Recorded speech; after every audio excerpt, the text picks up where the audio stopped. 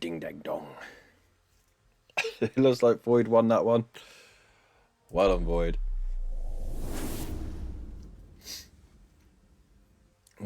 Here we go. I have my refreshment right here. Thank you for waiting. So yeah, as we were saying, look, you hear how much clearer it is. It's great. I like the patterning he's done with the fur there. It's really nice. The bit of the tanned paws. It looks great. The beaks look good as well. It's very nice. Kept it simple but effective. So lovely work, mate. Next up we have got Mr. Fish. He says, "Sazzed up my Kit Bash battle wagon to include more of the free war gear. Added extra big shooters, a wrecking ball, and grabbing claws." Let's have a look here. Oh my god. You stole a kid's toy, didn't you? You stole one of your own kids' toys. Get out of here, fly. That looks awesome though. I can imagine it's literally just designed to pinch the toes off Titans. It's a Titan toe pincher. There you go. Kind of ding dong song set to original WoW footage. A YouTube classic, exactly.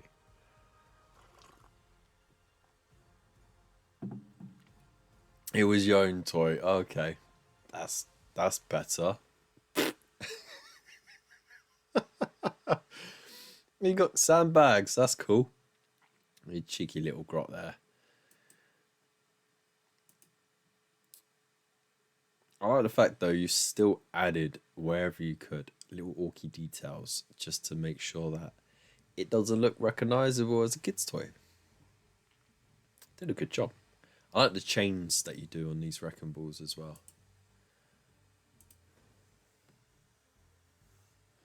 It's nice. And of course it comes with that classic Mr. Fish camo as well. Like that.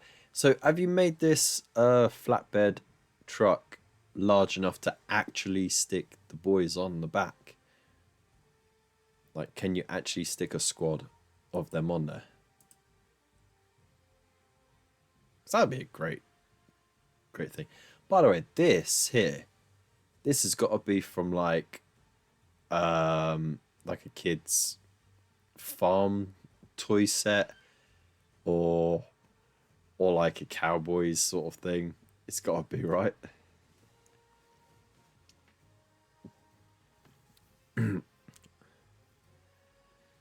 Does you think you are? But you... It fits 10, not 20. It's a dollar store army man. Ah, there we go. Yeah, that makes sense. Get all sorts of weird stuff from that, don't you? Yeah, you just pile them on top of each other. They'll fit on. But no, it looks amazing. Well done. Again, look, that angle of that wrecking ball. That smashed in a lot of heads, right? Love it. Thank you for sharing, mate. Next up is Void Captain Bazooka. And he's been working on this Black Shield Marauder with rotor cannon. Had to make a new barrel after a mishap drilling out the original one.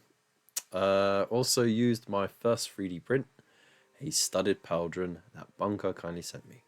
Still more details to add. So have you given up on doing studded things, or you just thought, you know what, that looks too good to miss out on? Either way, looks cool. I can see you've been doing some nice work on here. These studs here were definitely added though, weren't they? And look how central these drilled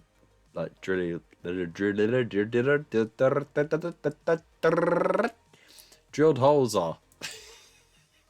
Jesus, that's gonna be a night, isn't it? My favourite is the shooter with the sneaky git on the back. It is very cool. Lisa got a kitten. It's tapped. It's what now?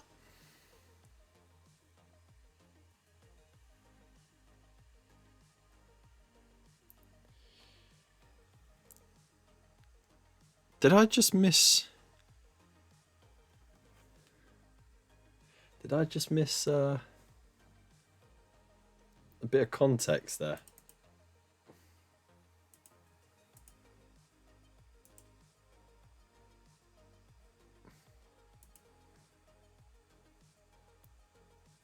Is Basuga ever going to finish any of the models I've been doing in Black Shield since 28? He has indeed, hasn't he? But no, they look great though, and you know, this is just a tip of the iceberg of the work that he actually does, because the conversions and the you know, the little microscopic bits that he creates is crazy. Not giving up.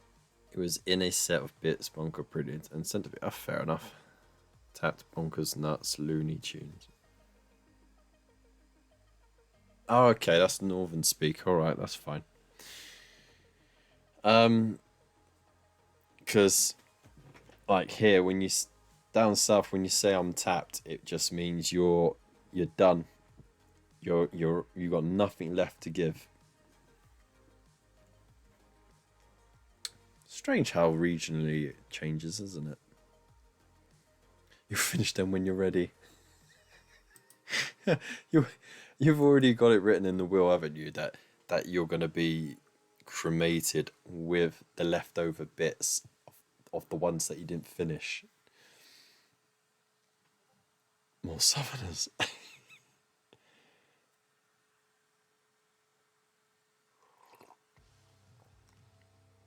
Yeah. Down south, tapped means something different.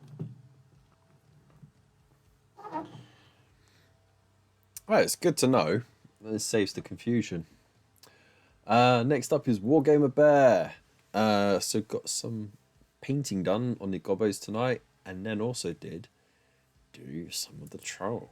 Ooh. So I think these are the ones that he 3D printed, and they're really good proxies for night goblins. They're really characterful. And there you go. You've got this set of 4 as well on one big base, so it's easier to take off all of the casualties. Because you kind of need it when you got like a horde army like goblins. You needed those like big strips just to make it easier. It's getting cremated with all of them. Just need to keep asking. Just remember you've been told. Fair enough. And then he's got started on this troll, which is it's quite nice. He's gone for like a dark bluey, not dark blue, but it's like a bluey grey. And then he's doing flesh tones over the top. That's an interesting approach. I wonder if he's going to glaze it so it meets in the middle. Because normally you see it the other way around, don't you? You normally see the pink shade put on first, and that's used as like, you know, like the softer parts of the body, like the underarms and, you know, in the joints, the bends of the limbs and stuff, and then the bluey grey over the top. I can't wait to see how that turns out. It's going to be cool. So the bunker about his squigs. If you can 3D print the WCW graphics and scale them down to table size, you can pack out your O&G army without giving another penny to G-dubs. Ah, okay. The more you know, I guess, isn't it? Next up is Raven's Rook. Now he's been on a bit of a hiatus, hobby-wise. He hasn't even done any streaming for a little while as well. He streams on YouTube every Monday. It's nice to see he's getting back in the saddle. This is going to be a very cool bit of work. So, this be Korax, I assume. And for those who don't know, he's Primarch of the Raven Guard. Hey, he's got a good start on it so far, hasn't he? Oh, he's even got another wounded. I love it. That's going to look really cool. Keep up the good work, Raven. We want to see more for sure.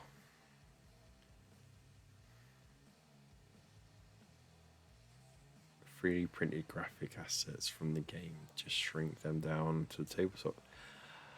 I get what you're saying now. Okay. That's a good idea. They got a lot of stuff on Warhammer Total War that doesn't exist physically. So I know they worked very closely with the team behind the game, with Games Workshop, to bring a lot of it to life, and for like the stuff like the Jade Kingdoms as well. So yeah, it'd be interesting if they ever do make a miniature range for it. Gina's up next with this. This is Glotkin, isn't it?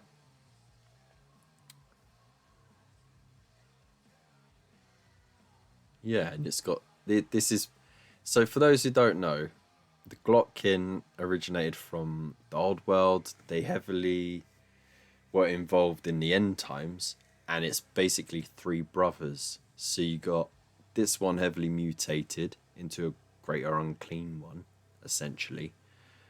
One who's like, you know, brute force, and then you got one who's a bit more conniving and sorceress. Quite characterful. But yeah, it looks great. I like how heavily bloodied this part is as well. Didn't hold back on it. It's nice. And you know, the change in colours really works well. I'd love to see more pictures of it. It's emo McEmo face of the even ring. And it might not have been assets. I might have misheard in case. Anyway, she does.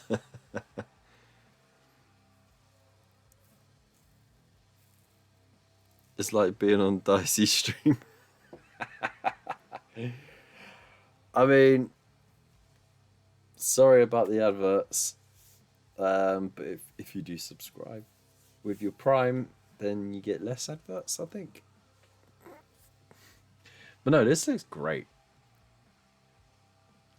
And I like the fact that you kept the little Nurglings there as well. Thank you very much for sharing. Next up is Under Hive Hero. Hive Fleet Moloch is what you're working on. Is this a test mini, or is it just one of many? Hopefully get it finished for next weekend. Awesome. Awesome. And spam us with all the pictures.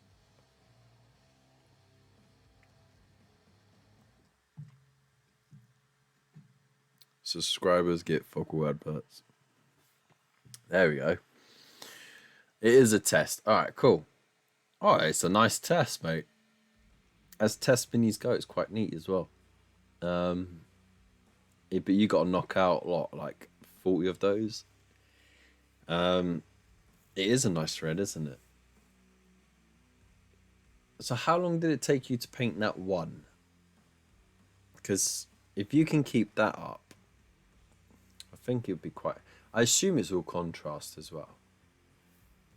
And, you know, as long as you're neat, like with these sort of areas, as long as you're neat, then you could do it quite quickly, couldn't you?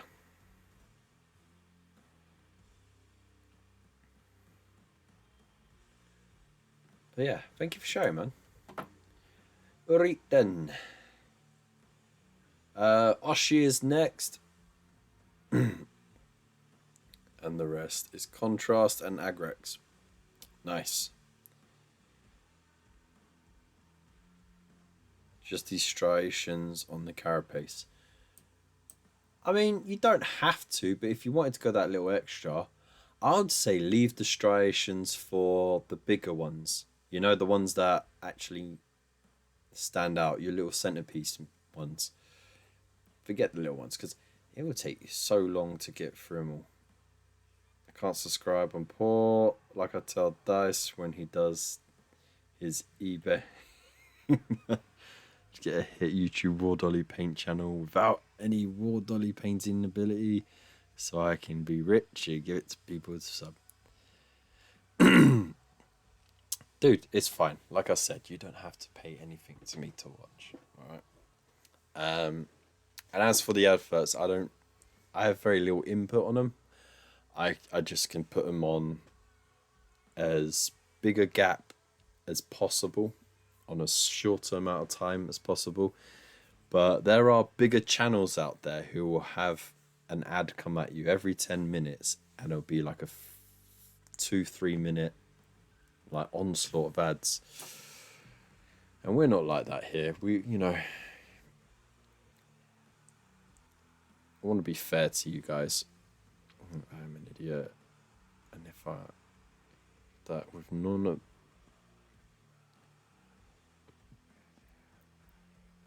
yeah, get your dollary dues.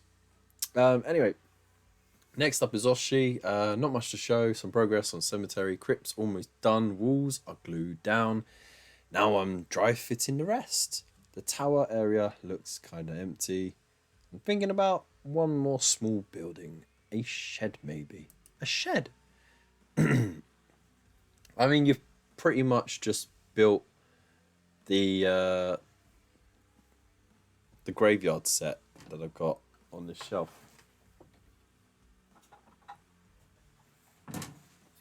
Like, I know what you're up to, but you're building it from scratch, which is awesome, you know? So, what do you mean posture check? I'm sitting up as straight as I can. And hydrate. Oh, thank you so much. There we go. But anyway, it looks fantastic. Needless to say, you need a statue. That's what you need. You got the geom also. Nice. But yeah, statue. That's what you need. Big old honky statue. But the layout is great, you know, plenty of space to move around, which is good. And look, see, it goes very nicely with the manor as well. It's awesome, isn't it?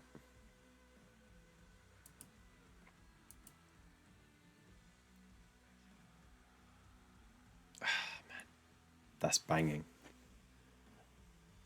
That is craftsmanship right there. I've got the statue here. Yeah, I've got the statue here. So, here's my statue. I busted it up to make it look like it just, you know, been neglected. But yeah, you know, like, I think you've got a square footprint there, haven't you? It would fit perfectly on this bit here. And yeah, you know, it's not too, you could do it so you can still get your troops around it without really encroaching on the space that much.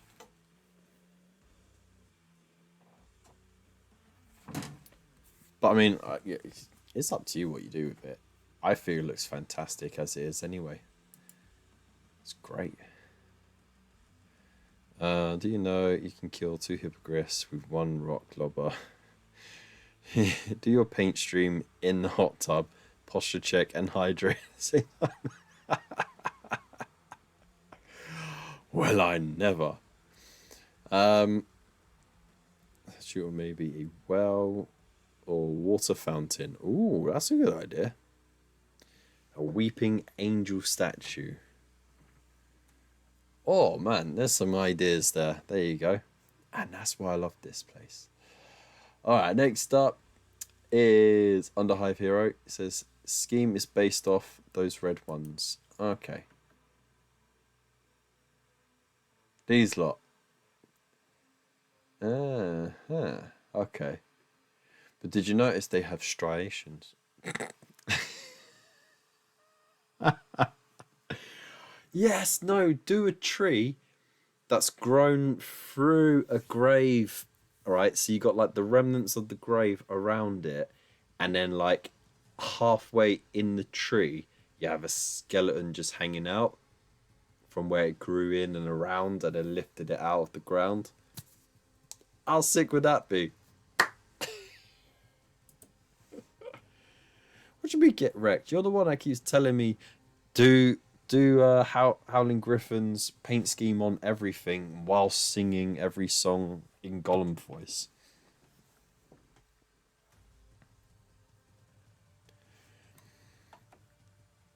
You're a naughty boy. Anyways, so that is Community Corner all done. Got some hangers. Nice. So we're just gonna be loading up the memes. So remember, our memes section is split into two. We have got our regular wholesome memes, and then we got our not safe for work memes, which will come after. I forgot to hit the record button again. Balls to it.